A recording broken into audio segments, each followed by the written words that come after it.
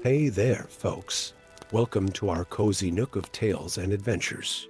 Today, like every episode, we're unlocking the doors of imagination to explore new worlds, meet fascinating characters, and experience unique emotions. I promise to take you on an unforgettable journey through the power of words. So, get comfy, grab your favorite drink, snuggle into that perfect spot, and get ready to lose yourself in a new story. Leave the outside world behind for a while and dive with me into the depths of storytelling. If you enjoy our content and want to support the channel, consider hitting that subscribe button and giving the video a thumbs up.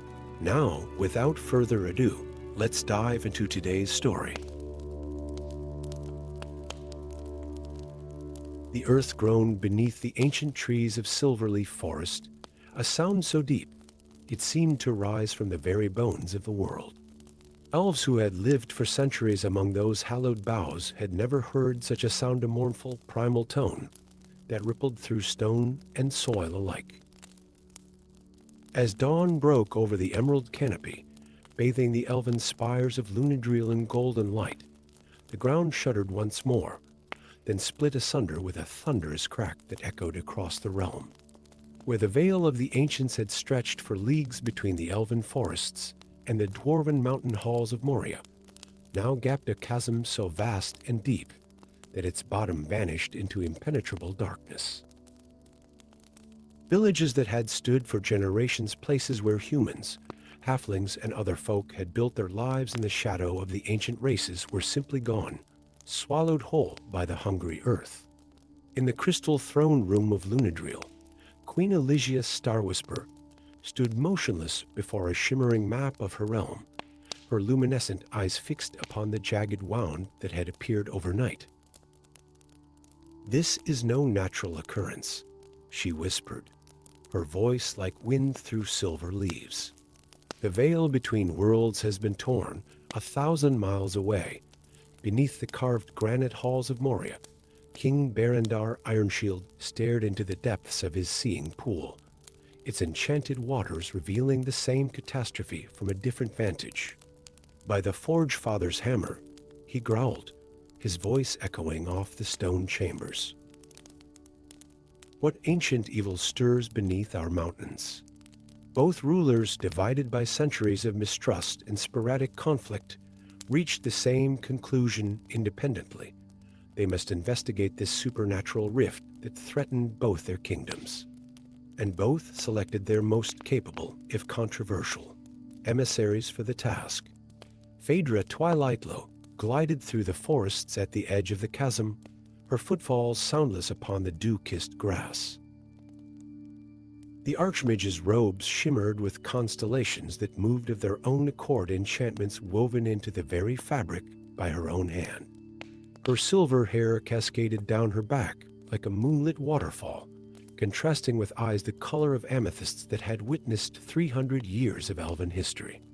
Many of her kind distrusted her expertise in forbidden magic's arts that drew power from the spaces between stars and the whispers of forgotten gods.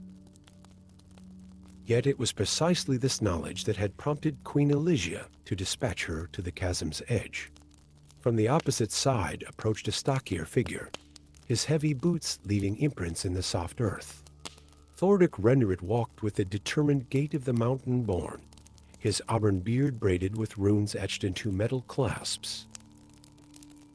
A dwarf of considerable learning, he carried no axe or hammer, but instead a satchel bulging with scrolls, measuring instruments, and curious contraptions of his own design. Upon his brow sat a circlet inlaid with crystals that hummed with arcane energy, tools of a scholar rather than a warrior.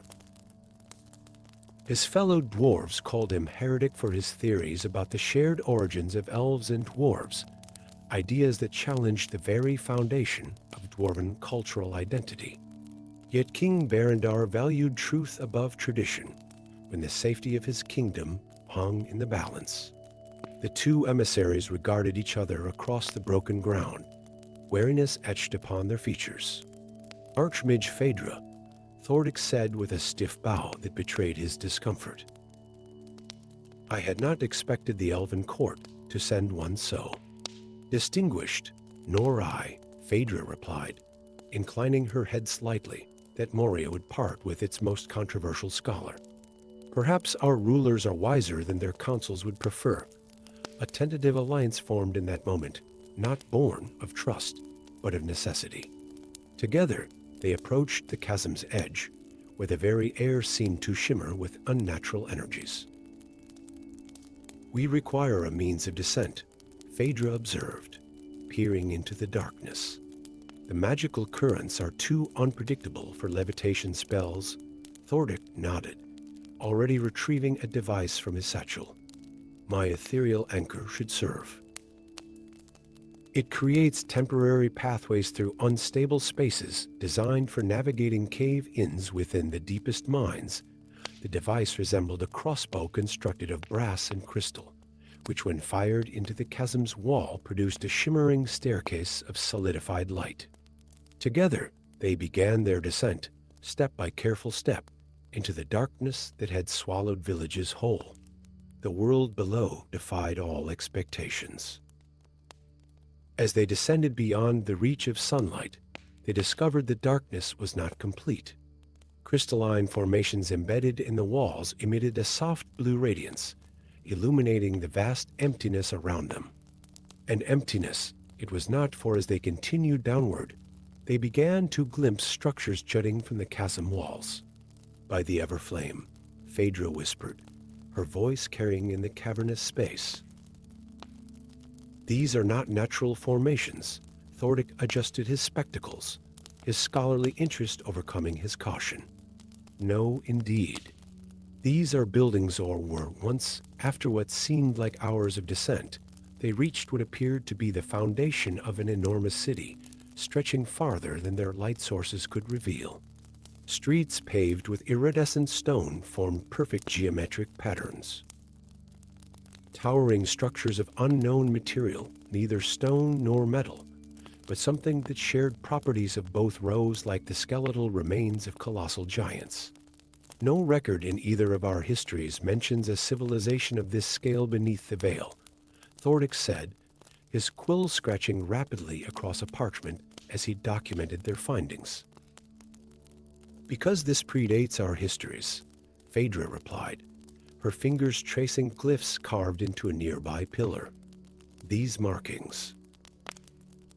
They are unlike any language known to elves, yet somehow familiar. As they ventured deeper into the subterranean metropolis, they discovered chambers that defied comprehension, libraries with crystalline books whose pages turned by themselves, displaying moving images, temples with statues of beings neither humanoid nor bestial, but somehow both and neither.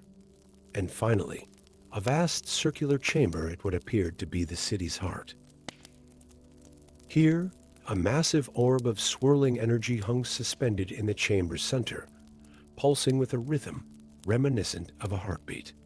Around it, a series of interlocking rings covered in elaborate inscriptions slowly rotated, like the workings of some cosmic clockwork.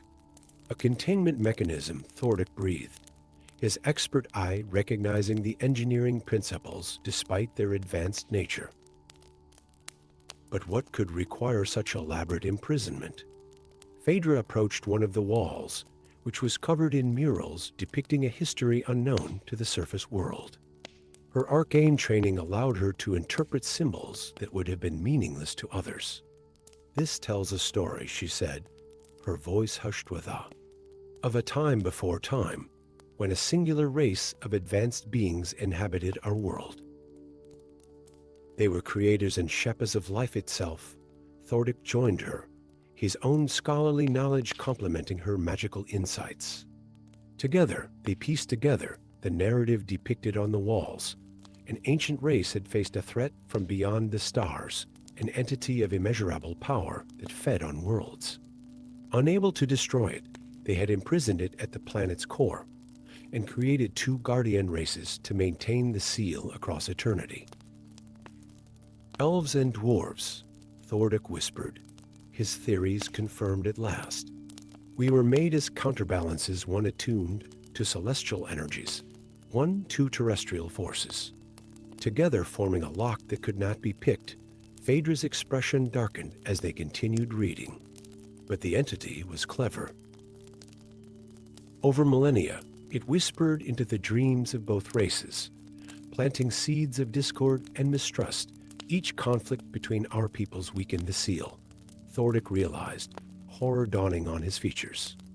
Each war, each betrayal, each broken treaty, all orchestrated by the prisoner itself. A rumble shook the chamber, and the orb's pulsations quickened. From shadowy alcoves emerged creatures never seen on the surface world, amalgamations of insect, reptile, and shadow that moved with predatory grace toward the intruders. Guardians, Phaedra said, summoning arcane fire to her fingertips. Corrupted by proximity to the entity, back to back, the unlikely allies faced the approaching threat. The scholar and the mage, dwarf and elf, united against a danger greater than their ancestral differences. If we survive this, Thordic said, activating a device that created a shield of rippling energy around them, our peoples must know the truth. If the seal is breaking, Phaedra replied, they will need more than truth. They will need unity. As the corrupted guardians closed in, a realization passed between them. The chasm had not appeared by chance. It was a warning, a final desperate measure programmed by the ancient creators, a pathway revealed only when the seal had weakened to its critical point. The world devourer was awakening, and only the reunification of its ancestral wardens could prevent catastrophe. But first, Phaedra and Thordic would have to survive long enough to deliver their message and convince kingdoms locked in centuries of prejudice that their very existence was engineered for a purpose long forgotten. The fate of not just two races, but all life on their world, hung in the balance as they prepared to fight their way back to the surface, carrying an impossible truth that would forever change the history of elves and dwarves alike. Story 2. Deep within the heart of the Evernight forest, where perpetual twilight reigned and ancient trees stretched their gnarled fingers toward a sky they could never quite touch, a sacred flame had burned for millennia. Not a common fire of orange and yellow, but a spectral blaze of azure and violet that danced with the secrets of creation itself. This was the first flame, the primordial source from which all magic in the realm of Eldoria flowed like rivers from an eternal spring. For countless generations, the Starlight Order of elven priestesses had tended this flame in their crystalline sanctuary, a delicate structure of living crystal and enchanted wood that seemed to have grown from the forest floor rather than been built upon it. The temple's spires twisted upward like frozen fountains of light, catching what little sunlight filtered through the dense canopy and channeling it to the central chamber where the flame burned in perfect harmony with the world's heartbeat. Elenial Starsong, high priestess of the flame and last descendant of the legendary elf mage Thalorian, who first captured the divine fire, knelt before the sacred blaze. Her silver hair cascaded down her back like a moonlit waterfall, and her ancient eyes, which had witnessed 3 centuries of Eldoria's history, reflected the flame's dying light. For the first flame was fading. Not suddenly, as a candle might be snuffed by a careless breath, but slowly, painfully, like a creature fighting against its inevitable end. Where once it had roared with the force of 1,000 stars, now it flickered no larger than a modest hearth fire, and diminished with each passing day.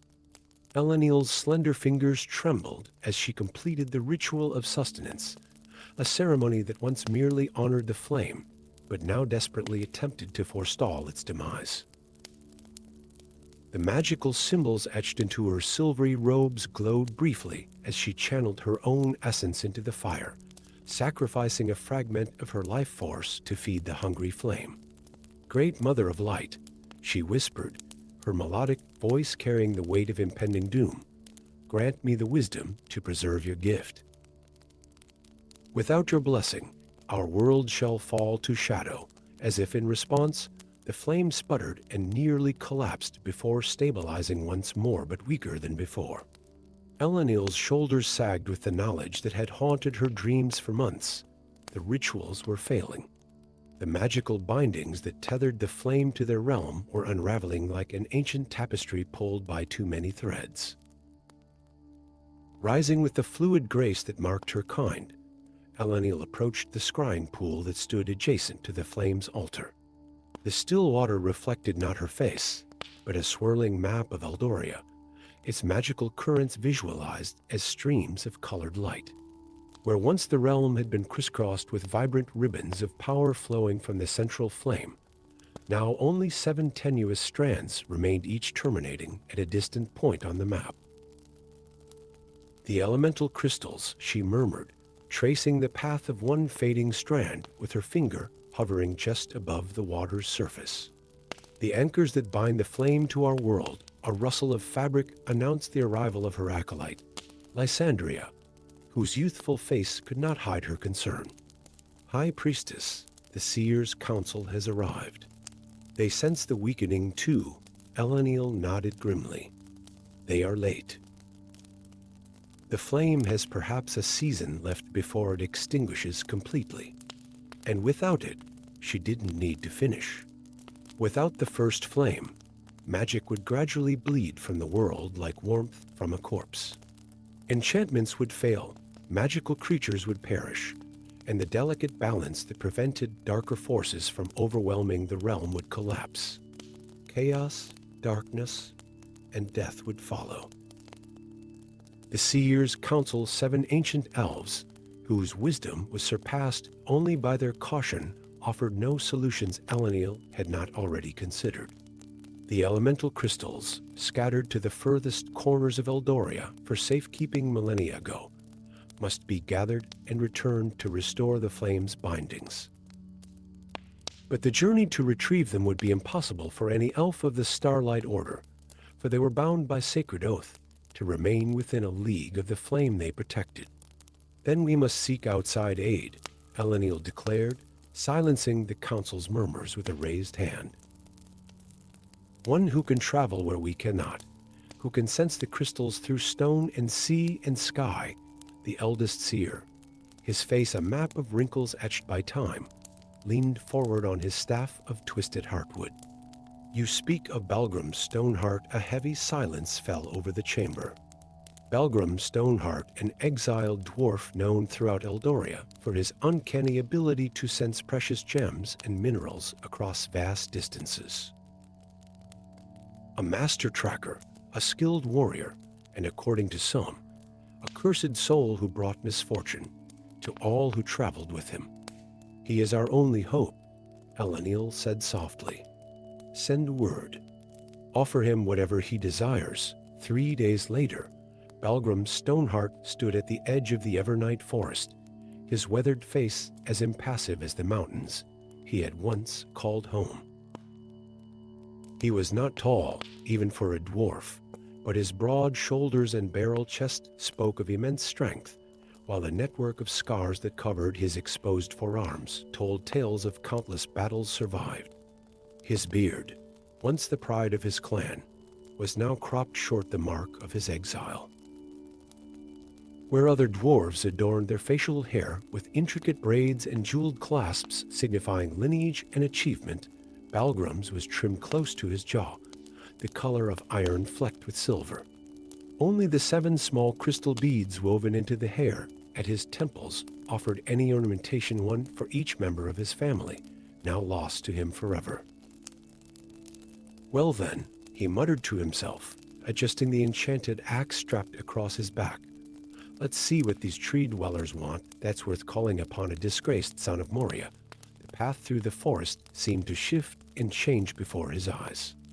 A disorienting experience for one who had spent his life navigating the unchanging tunnels of the mountain halls. Twice, he found himself returning to the same ancient oak, despite walking in what he was certain was a straight line. The third time, he stopped and planted his feet firmly on the mossy ground. Enough games, he called out, his deep voice echoing among the trees. If you've summoned Balgrum Stoneheart, then show yourselves or release me from your enchanted maze. A soft laugh like distant wind chimes answered him, and a slender elven figure materialized from between two towering trees. Her robes shimmered with an inner light, and her eyes held stars. "Forgive our caution," Master Stoneheart Eleniel said with a slight bow. "These are dangerous times, and the path to our sanctuary is protected by necessary illusions." Balgrim's thick eyebrows rose slightly, the closest he came to expressing surprise. He had expected a messenger, not the High Priestess herself. "Your message spoke of payment beyond imagining," he said bluntly. "Yet, I imagine quite a lot. So before we proceed, let's discuss terms." Eleniel's serene expression never faltered. "Walk with me, Stonefinder, and I shall show you what hangs in the balance." Together, they traversed the true path to the sanctuary, the forest gradually giving way to a clearing where the crystal spires of the temple caught what little light filtered through the canopy and transformed it into rainbows that danced across the ground. Despite himself, Balgrim felt a stirring of awe at the ethereal beauty of the elven construction, so different from the solid, enduring grandeur of dwarven architecture, yet magnificent in its own right. Inside the temple's heart, Eleniel showed him the fading flame and explained its significance. As she spoke of the 7 elemental crystals that needed to be retrieved, Balgrim's expression darkened. "You ask the impossible," he growled.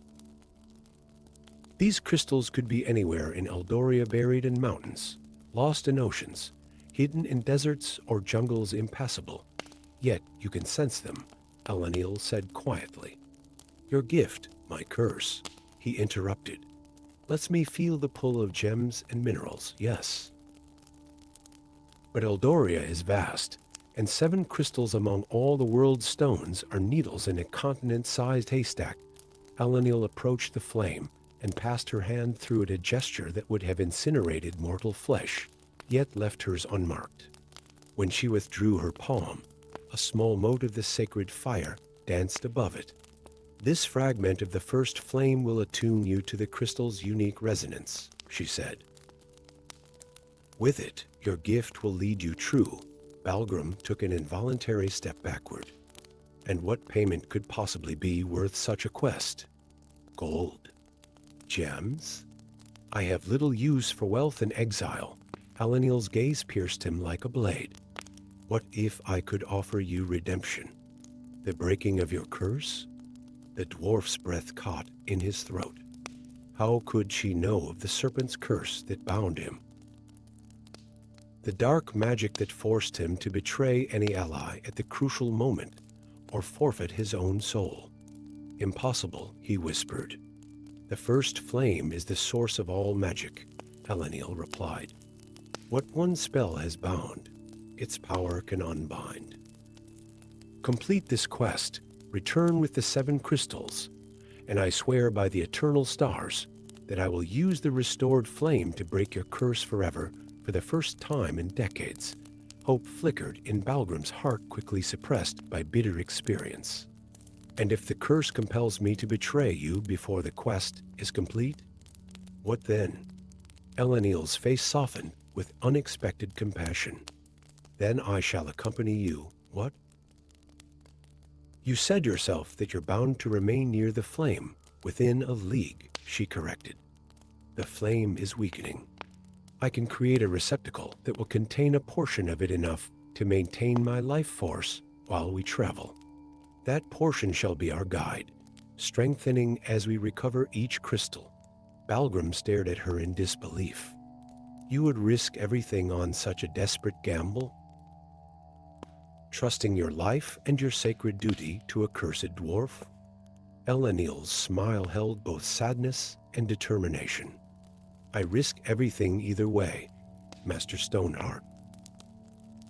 At least this path offers hope."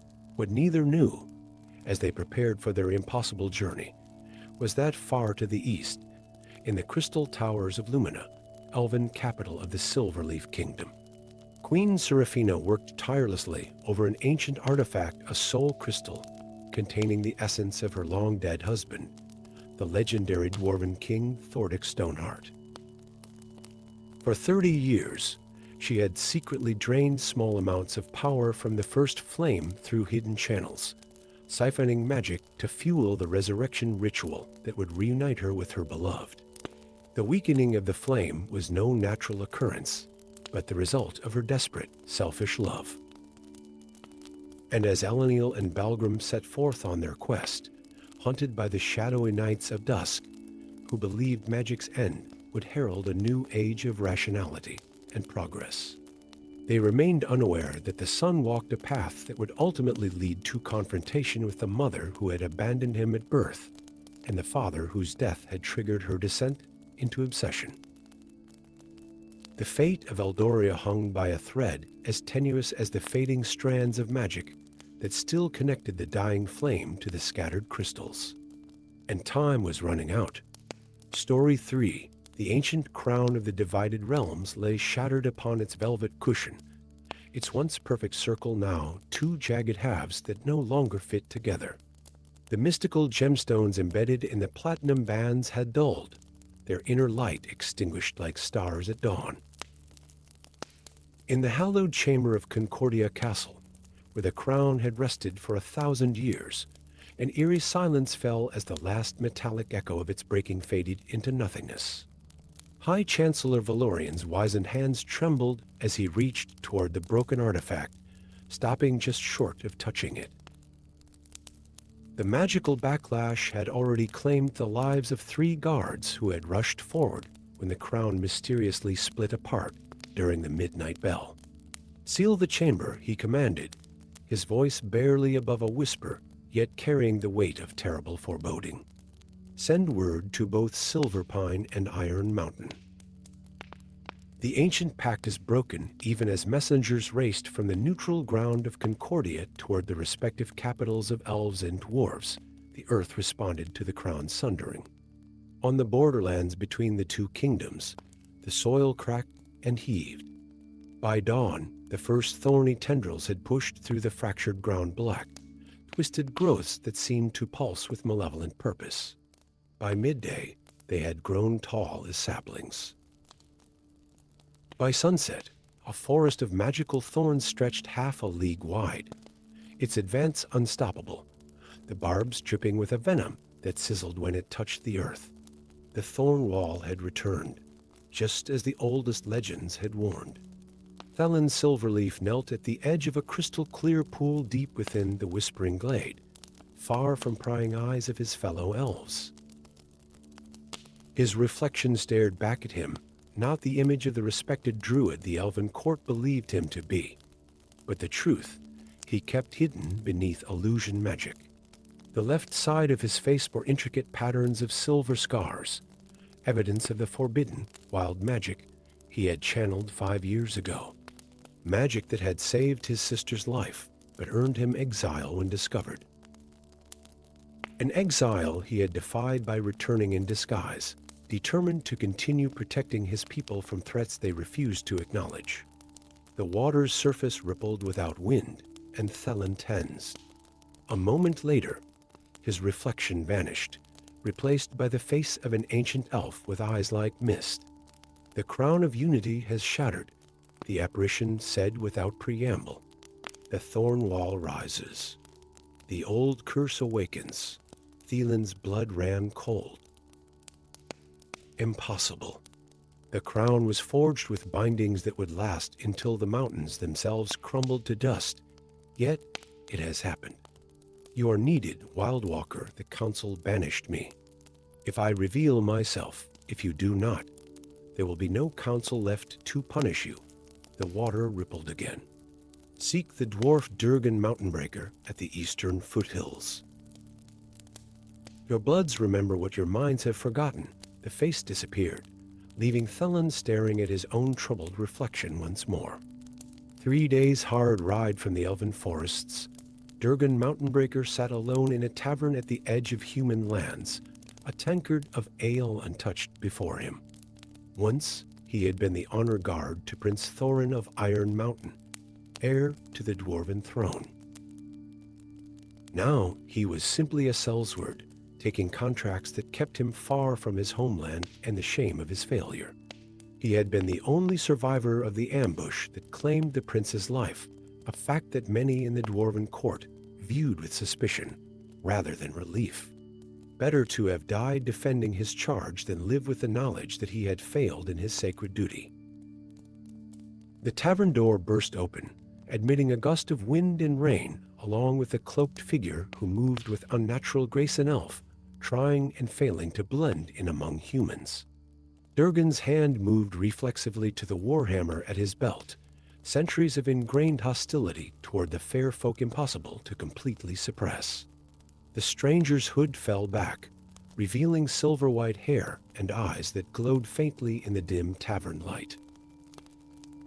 The elf scanned the room before his gaze settled on Durgan. Without hesitation, he approached and placed a small object on the table between them. A withered thorn, black as night, pulsing with dark energy.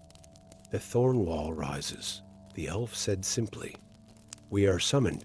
Durgan's eyes widened in recognition not of the elf, but of the thorn. The same cursed growth had claimed his grandfather, its poison turning the old warrior's veins black before stopping his heart. "Who are you to summon Durgan Mountainbreaker?" he growled, though his voice lacked conviction. "I'm Thelen Silverleaf, once archdruid of the Eastern Groves, now called Wildwalker." The elf pushed back his sleeve, revealing forearms marked with the same silver scars that adorned half his face. "And I have dreamed of you for 3 nights running. A guardian who failed. A warrior seeking redemption. A bloodline that remembers." Durgan's fingers tightened around his tankard. "What do you know of my bloodline, elf?" "Only what the Ancient One told me through the scrying pool. That your blood and mine remember what our peoples have forgotten. That we are needed to find the broken crown and restore what has been sundered." The dwarf's laugh was bitter as winter frost. "If your visions told you I failed to protect a single prince, why would you trust me to help save 2 kingdoms? Thelen leaned forward, his voice dropping to a whisper. "Because the Thornwall doesn't simply divide our lands, it poisons them. Already, it spreads toward both our capitals, and where it touches, nothing lives. Water turns foul. Animals sicken and die. Children are born with twisted limbs." He pushed the thorn closer to Durgan. "This was taken from the borderlands this morning. By nightfall, the thorns had already grown back 3-fold. Durgan stared at the thorn for a long moment before sighing heavily. "What good are 2 exiles against a curse powerful enough to break an enchanted crown?" "We are not just exiles," Thelen replied. "We are descendants of those who forged the crown in the first place. The journey to Concordia took them across lands already showing signs of the curse's touch. Wells that had provided sweet water for generations now yielded only brackish liquid that reeked of decay. Fields of wheat stood abandoned, the crops withered and black. In one village, they found the inhabitants gathered around a communal fire, burning possessions marked with creeping patterns of thorny growth. "It comes in the night," an old woman told them, her rheumy eyes filled with tears. "Spreads across anything left touching the ground. First the thorns, then the sickness." By the time they reached Concordia Castle, the Thornwall had grown to monstrous proportions, stretching across the horizon like a jagged wound in the world. The neutral city itself was in chaos, with refugees from the borderlands flooding in faster than they could be sheltered. High Chancellor Valorian received them in the chamber where the broken crown still lay upon its cushion, now surrounded by wards of containment that glowed with blue-white light. "You are either very brave or very foolish to come here," the old man said, his gaze lingering on the distinctive features of both outcasts. "The Elven Council has placed a bounty on the Wildwalker's head, and Iron Mountain has declared the name Mountainbreaker stricken from Dwarven record. Yet here we stand," Durgan replied gruffly. "Summoned by forces older than your office or our disgrace." Valorian's bushy eyebrows rose slightly. Summoned? By whom? By the crown itself, through those who still remember the old ways, Thelen said. Our bloodlines trace back to the original forgers Elindra Morningstar and Thorid Stoneheart, who gave their lives to create the binding that has kept peace for a millennium. The Chancellor's eyes widened. That knowledge has been lost for centuries. Not lost, Durgan corrected. Hidden. My grandmother told me tales of our ancestors' sacrifice before she died. I believed them children's stories until now. Thelen approached the broken crown, his hand hovering over the wards. The legends say the crown was forged from metals found in neither elven nor dwarven lands, but in a third realm now forgotten. That the gemstones were tears of ancient elemental guardians, freely given to bind the peace, and that if ever the crown should break, Durgan continued, only blood of both original bloodlines, freely mingled, could restore it. Valorian paled. You speak of blood magic. Such arts are forbidden in all realms, as is the wild magic I practice, Thelen acknowledged. Yet here we stand at the edge of annihilation, because we have forgotten the old ways. The Thornwall is but the beginning. The legends speak of worse, to come the elemental guardians themselves. Twisted by bitterness at our betrayal of the ancient pact, a distant rumble shook the chamber, sending dust cascading from the vaulted ceiling. The wards around the crown flickered momentarily. The first guardian awakens, Durgan said grimly. We must retrieve the crown halves and begin our journey. Journey? Valorian asked. To where? Thelen and Durgan exchanged glances. To find the Phi Queen Titania, Thelen answered reluctantly. The legends name her as keeper of the forge, where the crown was first created. The Phi realms have been sealed for 500 years. Valorian exclaimed. No mortal has returned from those lands since the great sundering. Then we shall be the first, Durgan declared, his hands tightening around his warhammer. Or we shall die trying, as they departed Concordia with each bearing half of the broken crown. Neither exile noticed the shadowy figure watching from the tower window. Grand Alchemist Morveus smiled thinly as he closed the ancient tome before him, its pages filled with forbidden knowledge of how to manipulate the barriers between realms. Everything was proceeding according to plan. The crown had broken precisely when the stars aligned, just as Queen Titania had promised it would. Soon, the exiles would unwittingly lead him to the sealed doorway between worlds. And when they opened it with their combined blood thinking to restore the crown, they would instead free the queen from her 500-year imprisonment. And Morveus, who had served as her mortal agent for decades, orchestrating the rising tensions between elves and dwarves, would finally claim his reward, immortality and power beyond mortal imagination. The alchemist whispered a word of power, and the thorn bush growing in the pot before him shuddered and grew another inch, its tendrils twisting toward the ceiling with hungry purpose. Soon, all of Eldoria would look like this, a garden of thorns under Titania's rule. And the bloodlines of those who had imprisoned her would be the first to fertilize that garden. Story 4. Aetheria hung like a jewel in the morning sky, its crystalline spires catching the first rays of dawn and fracturing them into 1,000 rainbow shards that danced across the clouds below. The floating city, last bastion of cooperation between elves and dwarves, drifted serenely above the mistsea, tethered to the world beneath by nothing save ancient magic and the enormous ethereal crystal that hummed at its heart. From her chamber window in the eastern quarter, Arwen Sunwhisper watched the city awaken. Market stalls unfurled their colorful awnings. Sky barges laden with goods from the surface world docked at the lower harbors. Mages of both races moved along the crystal walkways, their staffs glowing with the arcane energies that maintained Aetheria's countless enchantments. 3 years, she whispered to herself, her breath fogging the glass. 3 years in exile, and nothing has changed. Yet everything had changed. In the morning mist, she could just make out the Temple of Equilibrium at the city's center, its white marble dome now marred by jagged black scorch marks. The gardens that had once surrounded it lay withered, their once vibrant blooms reduced to ash. And the faces that passed beneath her window held a wariness that had not existed before her departure. A distant bell tolled, its resonant chime carrying across the floating metropolis. Arwen tensed. The bell of harmonies rang only for council assemblies or public executions. Given recent events, she feared the latter more likely than the former. Fastening her silver-embroidered cloak around her shoulders, she drew the hood forward to shadow her face.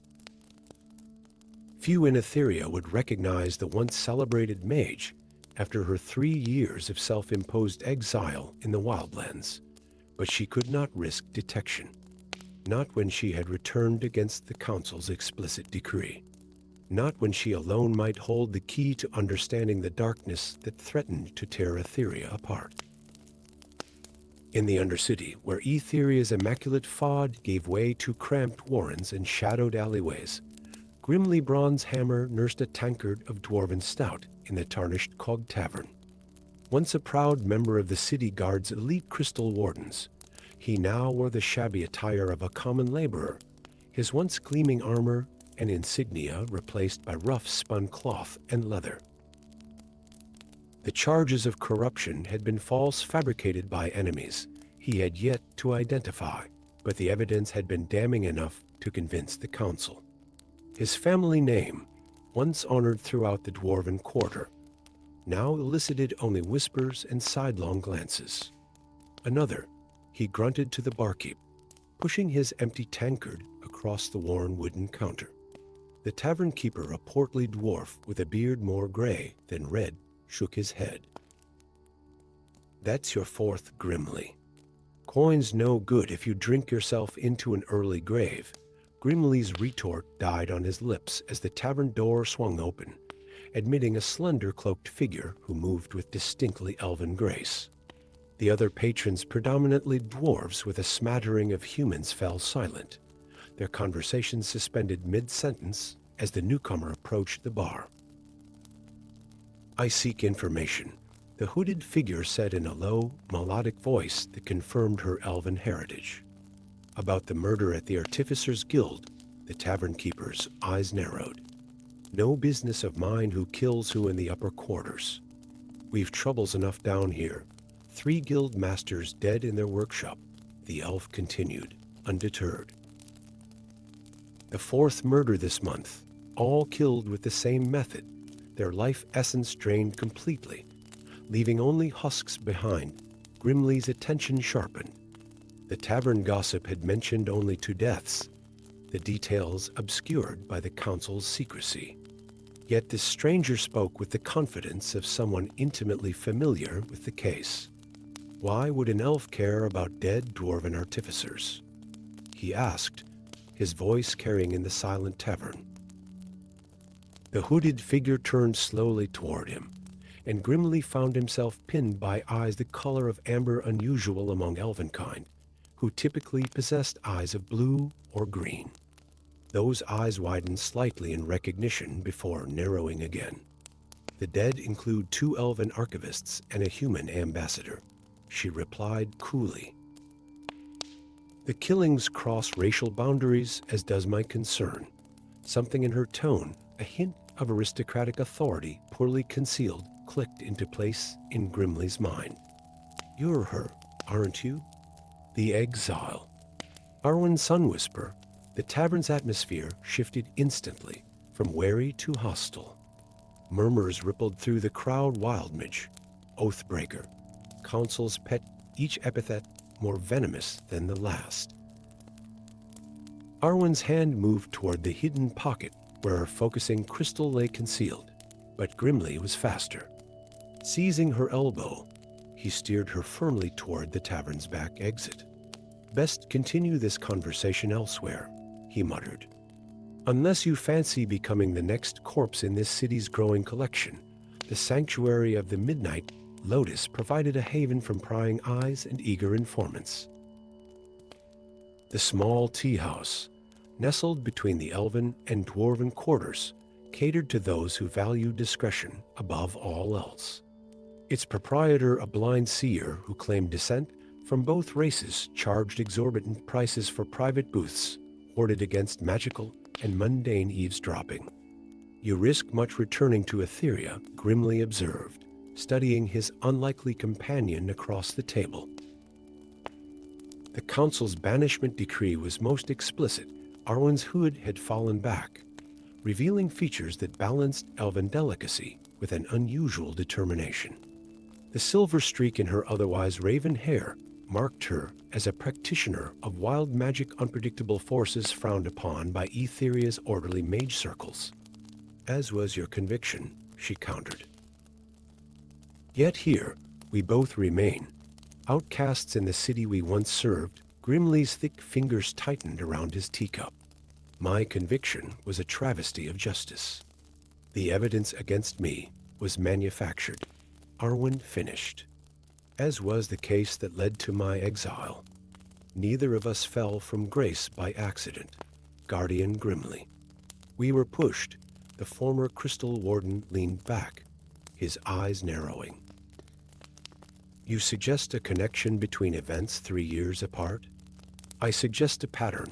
Arwen extracted a small crystal from her cloak's inner pocket and placed it on the table between them. With a whispered word, the crystal projected a shimmering map of Aetheria, pinpoints of light marking specific locations. 7 incidents over 3 years. Your disgrace, my exile, the assassination of Ambassador Thorn, the theft of the Codex Arcanum, the sabotage of the Eastern Tether, the poisoning of council member Elindra, and now the murders at the Artificers Guild. Grimly studied the map, his brow furrowing. "Seemingly unrelated events until you map them," Arwen replied. A gesture of her slender hand caused the pinpoints to connect, forming a complex geometric pattern across the city. "This is a ritual diagram, Guardian. Ancient magic older than Aetheria itself." The dwarf's eyes widened in recognition. "The 7-fold binding. But that would mean someone is systematically weakening the enchantments that keep Aetheria aloft," Arwen confirmed grimly. "And they're using murder, disgrace, and discord as their tools." A heavy silence fell between them, broken only by the distant song of wind chimes outside the tea house window. When Grimly finally spoke, his voice was rough with suppressed emotion. "Why come to me with this? I am no mage, and my influence died with my reputation." Arwen leaned forward, her amber eyes intense. "Because the next step in the ritual requires 2 specific sacrifices, the betrayed guardian and the forsaken mage, I believe we were not merely removed from positions of influence." Grimly bronze hammer. "We were being prepared as sacrificial offerings before the dwarf could respond." The tea house door burst open. 3 figures wearing the silver masks of the city watch strode purposefully toward their table, crystalline staves humming with charged energy. Arwen Sunwhisper, Grimly bronze hammer, the lead figure intoned, voice echoing metallically behind the mask. "By order of the High Council, you are charged with conspiracy to commit murder and high treason against Aetheria." Grimly's hand moved instinctively to his side, reaching for the warhammer no longer there. "On what evidence?" he demanded. The guard's response chilled his blood. "The murders of 3 guild masters, found slain not an hour past. Witnesses place both of you at the scene. Impossible." Arwen breathed. "We've been here since silence." The guard's staff flared with blue-white energy. "You will be escorted to the Spire of Judgment for immediate trial and execution." Arwen's eyes met Grimly's across the table, a silent message passing between them. Without warning, she closed her fist around the crystal map, which flared with blinding light. In the momentary chaos, grimly appended the heavy oak table, sending it crashing into the guards. "This way," Arwen called, already moving toward a tapestry-covered wall. Her fingers traced an intricate pattern across the woven surface, which shimmered and disappeared, revealing a narrow passage beyond. The old smuggler's tunnels. They webbed throughout Aetheria's understructure, grimly hesitated only briefly before following her into the darkness, the sounds of pursuit already echoing behind them. The tunnels beneath Aetheria's pristine streets formed a labyrinth of forgotten history, half structural support, half abandoned thoroughfare from the city's earliest days. Crystal light nodes, dulled by centuries of neglect, cast feeble illumination across their path as Arwen led them deeper into the floating city's foundations. "Someone wanted us both in the same place," grimly observed as they paused at a junction, the distant sounds of pursuit having faded. "The accusations were too perfectly timed," Arwen nodded, her expression grim. "We've been maneuvered like pieces on a chessboard. But to what end?" The answer came from shadows deeper than those cast by the ancient light nodes. "To complete the ritual, naturally," a silken voice replied. Both fugitives spun toward the source. From the darkness emerged a figure that seemed composed of equal parts shadow and substance, a tall, lean elf whose features bore a startling resemblance to Arwen's own. His eyes, however, burned with an inner light that spoke of magic far removed from Aetheria's sanctioned arts. "Eldrin," Arwen whispered, her voice a mixture of disbelief and horror. "You died in the cataclysm." "I saw you fall." The figure's smile held no warmth. "Sister mine, death is but a doorway for those willing to pay its toll." He gestured expansively, and the shadows around him rippled like living cloth. "The Council of Twin Shadows welcomed me when I passed through that door. They showed me truths about our floating paradise that our parents concealed from us." Grimly's hand clenched, painfully aware of his lack of weapons. "What truths?" Eldrin's gaze shifted to the dwarf, contempt evident in his expression. "That aetheria is built on lies. That the ethereal crystal at its heart was stolen from its rightful guardians. That our races were never meant to harness its power." His attention returned to his sister. "And that during the convergence of the three suns, which begins tonight, the crystal can be used to open a pathway between realms." Understanding dawned in Arwen's eyes. "The murders, the discord between races. It's all been to weaken the barriers." "Very good, sister," Eldrin purred. "Always the quick study. The crystal responds to the emotional state of the city. Harmony strengthens its protective enchantments. Discord creates opportunities." "Opportunities for what?" Grimly demanded. The shadow-touched elf's smile widened. "For the twin shadows to return to Aetheria and reclaim what was stolen from them eons ago. They require only the sacrifice of two souls touched by both light and darkness, a disgraced guardian and a forsaken mage to complete the ritual." Arwen's hand moved toward her focusing crystal, but Eldrin was faster. With a casual flick of his wrist, shadows coalesced around both fugitives, binding them in place. "The mantle of discord has been cast," he said, his voice taking on a ritualistic cadence.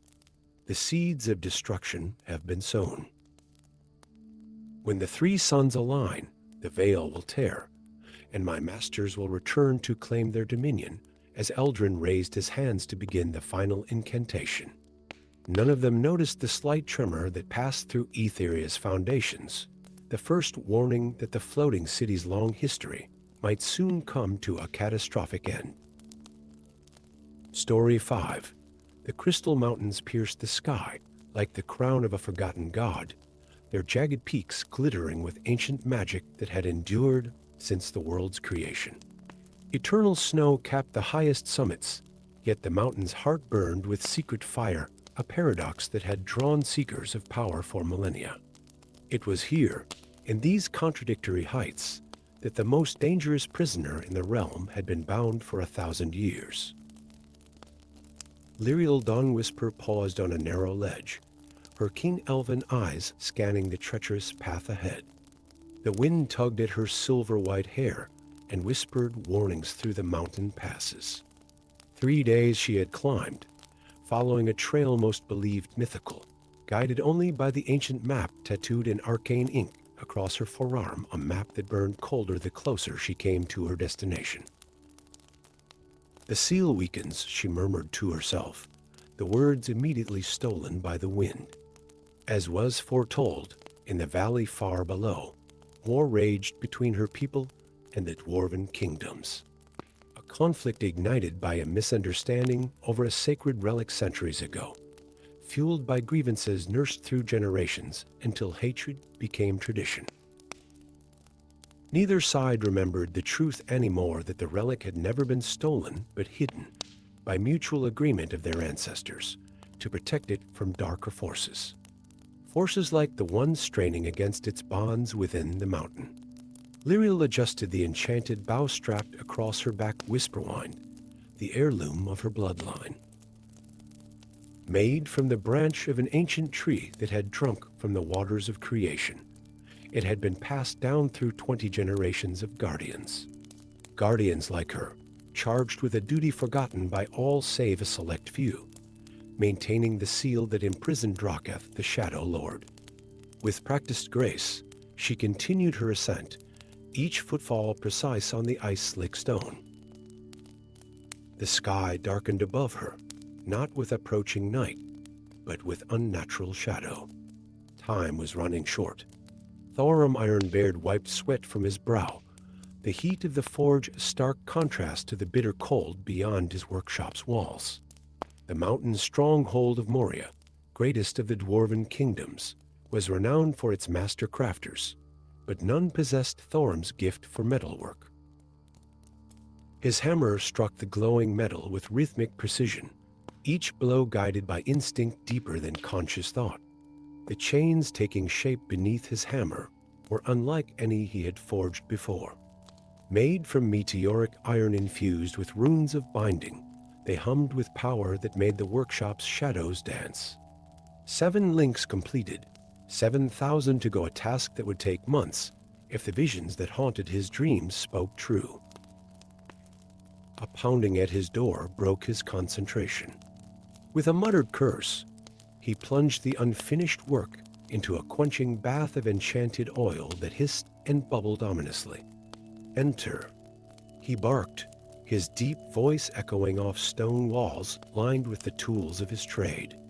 The heavy door swung open to reveal Galrim Stonefist, captain of the Moria Guard, his armor bearing fresh dents and his beard singed from recent battle.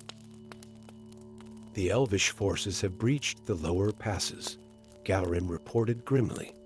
"King Bardic demands every able hand for defense. Even yours, Master Smith." Thorum's bushy eyebrows drew together in a thunderous frown. "The king knows my work cannot be interrupted." Especially now, Galrim's expression hardened. "The king says if you've time to forge trinkets instead of weapons, you've time to swing an axe alongside your brethren. Trinkets." Thorum gestured toward the quenching bath, where the chain links glowed with subdued power even beneath the oil's surface. "These trinkets may be all that stands between our realm and annihilation." But Galrim had already turned away, the set of his shoulders indicating the conversation was finished. The war trumpet sounded again from the mountainside, closer now than before. Thorum gazed longingly at his unfinished work. The visions had been specific, the seal weakening, the ancient evil stirring, the chains that must be forged anew. But how could he complete his task when war called at their doorstep? With a resigned sigh, he reached for his battle axe. Perhaps there was another way. Perhaps the answer lay beyond the walls of Moria. The ancient door loomed before Lyriel, its surface carved with warnings in languages so old that even she, with her extensive knowledge of forgotten tongues, could decipher only fragments. The essence was clear enough. Beyond this threshold lay darkness incarnate, sealed away by the combined might of elves and dwarves in an age when the races had stood as allies rather than enemies. The door itself was a marvel of collaborative craftsmanship. Dwarven metalwork formed its frame and hinges, unbreakable alloys inscribed with runes of containment. Elven magic wove through these physical bonds, spells of binding renewed by generations of guardians like herself. Together, they had held fast for a millennium. But now, hairline fractures spiderwebbed across the door's surface, pulsing with malevolent light. Through these cracks, whispers escaped seductive promises, elaborate lies, and terrible truths all tangled together in a web of manipulation. Lyriel knelt before the door, pressing her palm against its cold surface. She closed her eyes, channeling her ancestral magic into the weakening seals. For a moment, the cracks dimmed, but only for a moment. The seal cannot be mended alone, a deep voice observed from behind her. Lyriel spun, an arrow knocked to Whisperwine's string before conscious thought could intervene. 20 paces away stood a dwarf, his flame-red beard elaborately braided, his hands raised to show they were empty of weapons. "How did you find this place?" she demanded, her aim unwavering. "The path is hidden from all but the guardians." The dwarf's eyes deep and reflect with gold, unusual for his kind, studied her with equal intensity. "I followed the whispers in my dreams. As did you, I suspect." Slowly, Lyriel lowered her bow, recognition dawning. "You're a smith," she said. Not a question. Thorum Iron-Bared, Master Smith of Moria. He lowered his hands cautiously. "Or I was, until I abandoned my post to chase visions of doom. And you are a guardian, last of your bloodline, Lyriel Dawn Whisper, of House Silvermoon." She gestured toward the fractured door.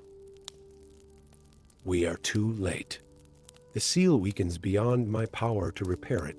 Thorum approached, his keen craftsman's eyes assessing the damage. The original binding was forged by our ancestors working in concert. Elven magic, dwarven craft. He reached out, tracing a rune with one thick finger. The metalwork has been compromised. Sabotaged, perhaps. Sabotaged. Lyriel's violet eyes narrowed. By whom? The answer came not from Thorum, but from a new voice that echoed through the chamber with unnatural resonance. By one who understood the power of division, it said, smooth as silk yet cold as the mountain's heart.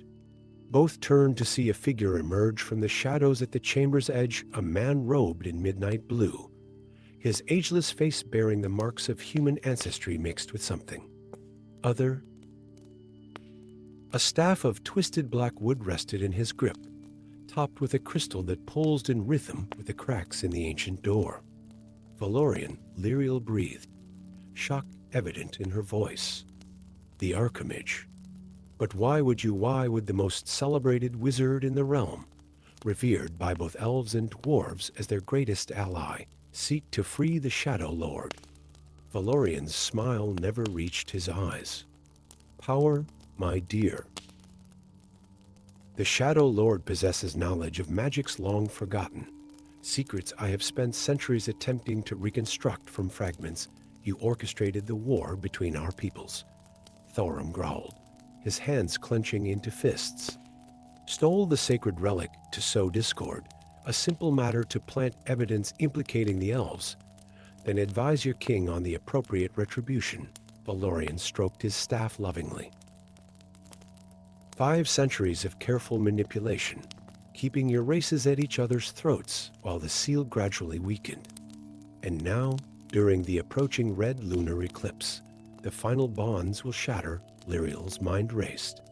The eclipse was hours away.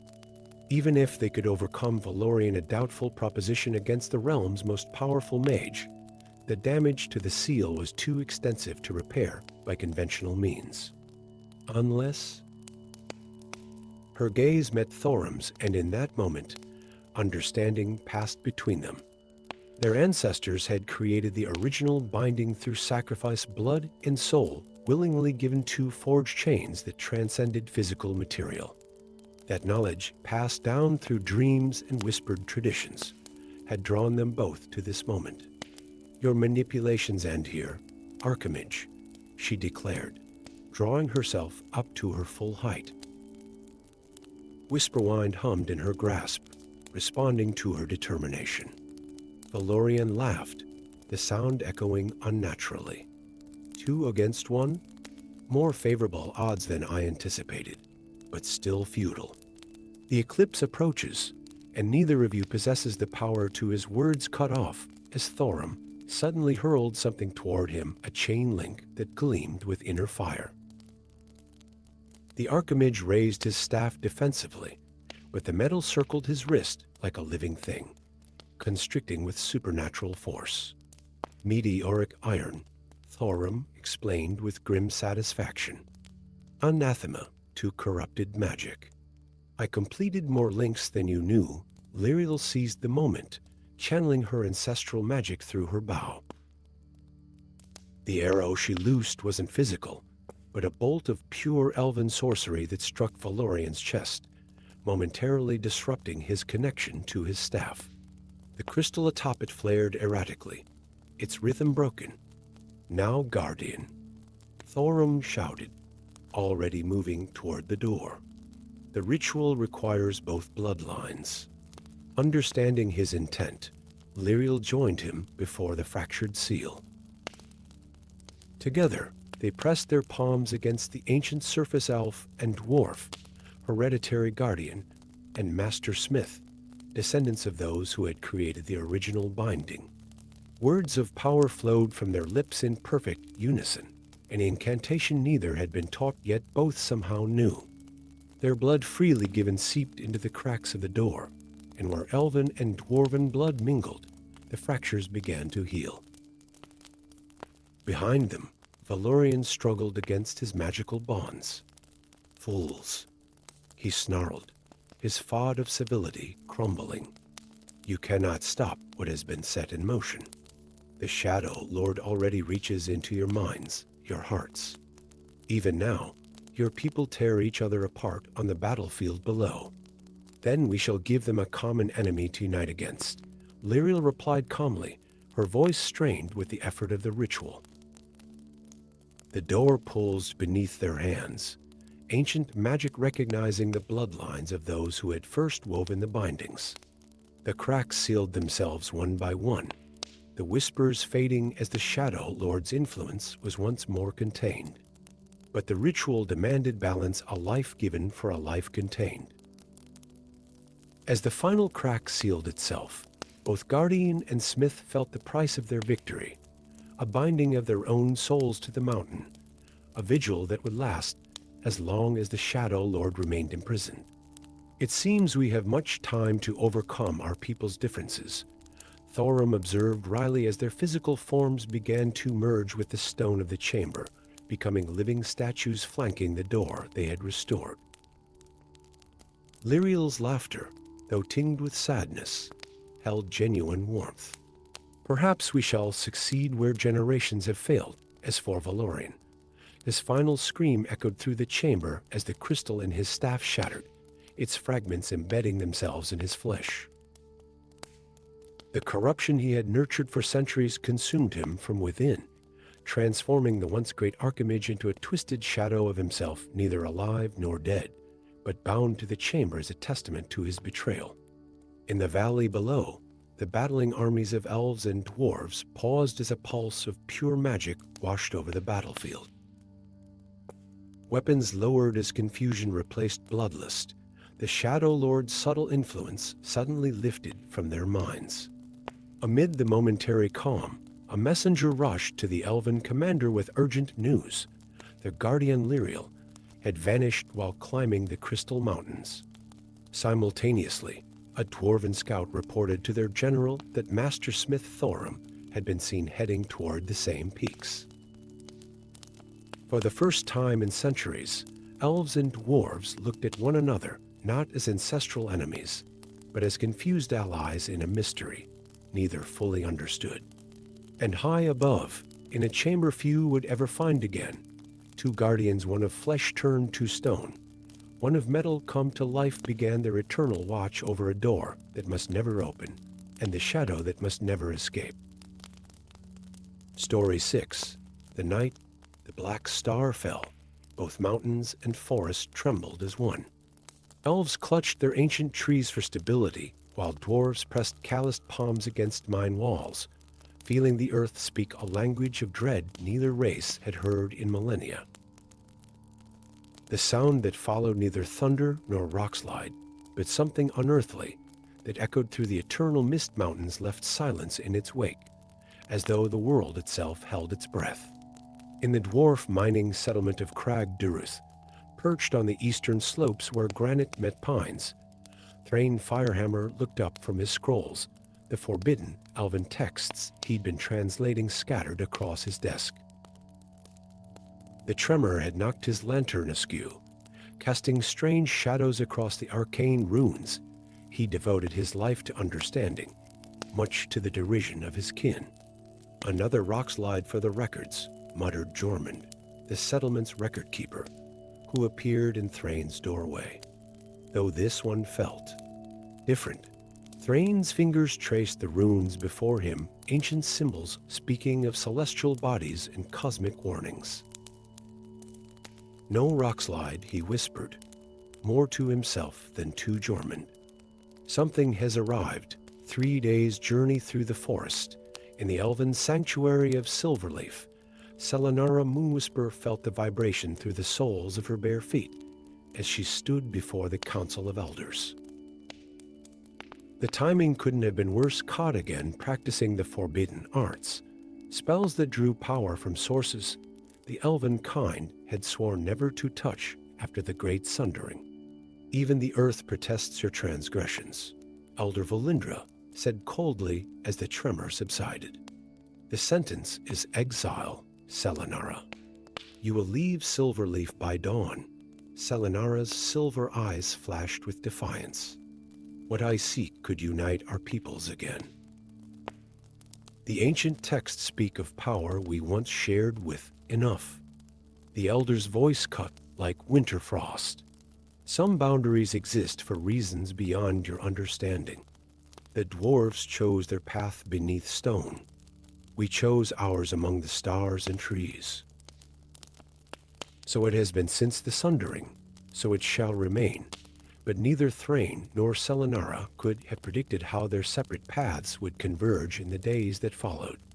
As whispers spread through both settlements of a strange cavern that had opened where the black star had struck a place where the mountain and forest met in disputed territory, where neither race ventured without weapons drawn.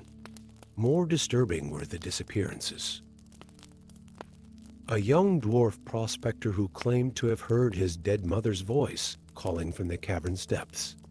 An elven herbalist who wandered off her path, telling her apprentice she had glimpsed her long-lost lover standing among the shadowed rocks. None returned. It was on the 7th day after the falling star that Thrain packed his satchel with elven scrolls, dwarvish tools, and provisions for a fortnight. His fellow dwarves had assembled a search party for the missing, but they refused his offer to join. Your head's too full of elven nonsense to be of use, the expedition leader had growled. Stay with your dusty scrolls, Firehammer. That night, as the official expedition departed through the main tunnels, Thrain slipped out through a rarely used ventilation shaft that opened on the mountainside facing the impact site. The moon cast silver light across the valley, illuminating a strange obsidian wound in the earth halfway between mountain and forest. Even from a distance, its pull was undeniable, not physical, but something that tugged at the corners of his mind, whispering of secrets waiting to be uncovered. As he descended toward the cavern, a slender figure emerged from the tree line, Moonlight glinted off silver hair and the curved dagger at her hip an elf, moving with the fluid grace of her kind. Thrain's hand moved to his axe, generations of instinct taking hold. The elf spotted him and froze, her own hand reaching for her weapon. For a long moment, they stood in silent standoff, two hereditary enemies alone in disputed lands. "You feel it too," she finally said, her voice carrying clearly across the space between them. Not a question, but a statement of fact. Thrain nodded slowly. "The scrolls speak of such things," he replied cautiously. "Starstones that sing to the mind, the forbidden texts," she said with a hint of surprise. "You've read them?" "As have you, it seems," Thrain responded, relaxing his grip on his axe slightly. "My name is Thrain Firehammer, Selenara Moonwhisper," she offered, her posture still wary, but curiosity overcoming hostility. "Exiled for pursuing knowledge my kind would rather forget." The smile that crossed Thrain's bearded face held no humor. "Then we are kindred spirits in our transgressions. My people call me elf-addled for my studies, and understanding passed between them, fragile as spider silk, but surprisingly resilient." Without further words, they turned together toward the cavern mouth, a perfect arch of melted stone that seemed to absorb the moonlight rather than reflect it. The passage descended steeply, walls smooth as polished glass. No torch was needed. The black crystal itself provided illumination, veins of deep purple light pulsing through the rock like slow heartbeats. The air grew warmer as they descended, carrying scents neither could identify, not unpleasant, but alien, like spices from a land no traveler had visited. "Do you hear them?" Selenara whispered after they had walked in silence for what felt like hours. Thrain nodded grimly. The whispers had started so subtly, he hadn't noticed when they began, voices just beyond comprehension, speaking of things he desperately wished to know. Ancient secrets. Forgotten magics. The truth of why elves and dwarves had separated after once being united. "They offer different things to each listener," Selenara said, her voice strained with the effort of resistance. "What do they promise you, dwarf?" "Vindication," Thrain admitted. "Knowledge my people have discarded." "And you, elf?" "Power," she said simply. "Power to change the broken order." The passage widened suddenly into a vast chamber, so large that the opposite wall vanished in darkness. At its center floated a crystal, the size of a dwarf, perfect black, that somehow shimmered with inner light. Around it, motionless figures stood or knelt, the missing from both settlements, eyes open, but unseeing, expressions of rapture on their faces. "They live," Selenara whispered, examining the nearest elf without touching him. "But their spirits are elsewhere." Thrain approached the floating crystal cautiously. As he neared, its surface rippled like disturbed water, and within its depths, an image formed, the great united civilization from before the sundering, dwarves and elves working together to create wonders neither race could achieve alone. His deepest desire, to prove that his studies were not madness, but the path to a restored future. "Do not look directly at it," Selenara warned sharply, pulling him back. "That is how it takes them. It shows what you most desire, then draws you in while feeding on your life essence." Around the chamber's perimeter, ancient symbols had been carved into the obsidian walls, not by any tool, for the stone showed no marks of chiseling, but as though the symbols had always existed within the rock and were merely uncovered. Thrain recognized elements from his scrolls, while Selenara traced others with recognition in her eyes. "These are the combined runes of both our peoples," Thrain breathed in wonder.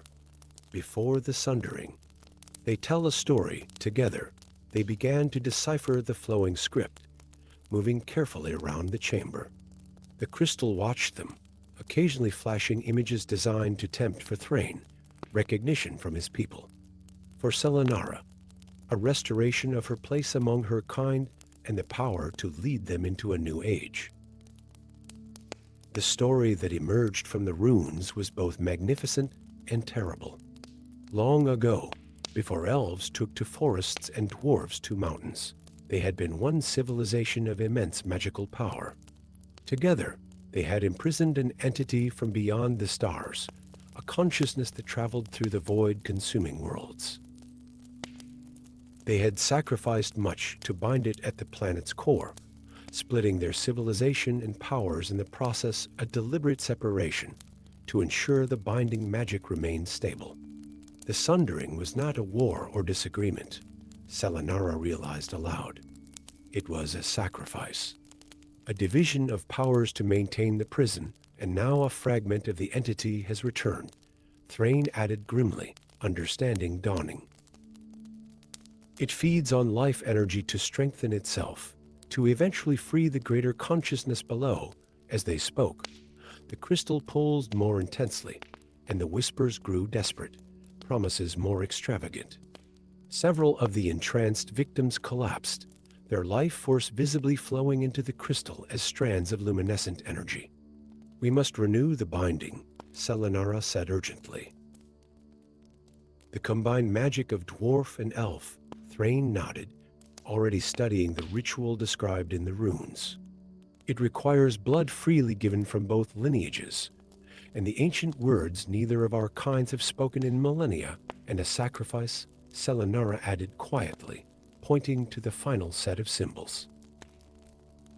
"One of each race must remain to guard the fragment, their consciousness bound to it for eternity." Their eyes met, hereditary enemies facing an impossible choice. Around them, the crystal's light pulsated faster, hungrier, as more victims collapsed. "I am already exiled," Selenara said finally. "There is nothing for me in Silverleaf." Thrain's laugh was unexpectedly warm. "And I am the mad dwarf obsessed with elven knowledge. My absence will likely come as a relief to Crag Duruth." They worked quickly, drawing the ritual circle described in the runes, combining elements of magic that had not worked in concert for thousands of years. The crystal seemed to sense their intent, its whispers becoming screams of temptation, throwing increasingly desperate visions at them: glory, power, vindication. As they spoke, the final words of the ritual, blood dripping from their palms into the circle, the crystal flared with blinding light. The chamber shook violently, black crystals splintering and reforming. When the light subsided, the entranced victims began to stir, confusion replacing rapture in their expressions. But where Thrain and Selenara had stood, there now remained two smaller crystals flanking the larger fragment, one with the warm amber glow of dwarf fire, one with the silver luminescence of elven moonlight. Between them, a bridge of energy formed, containing and neutralizing the black crystal's hungry power.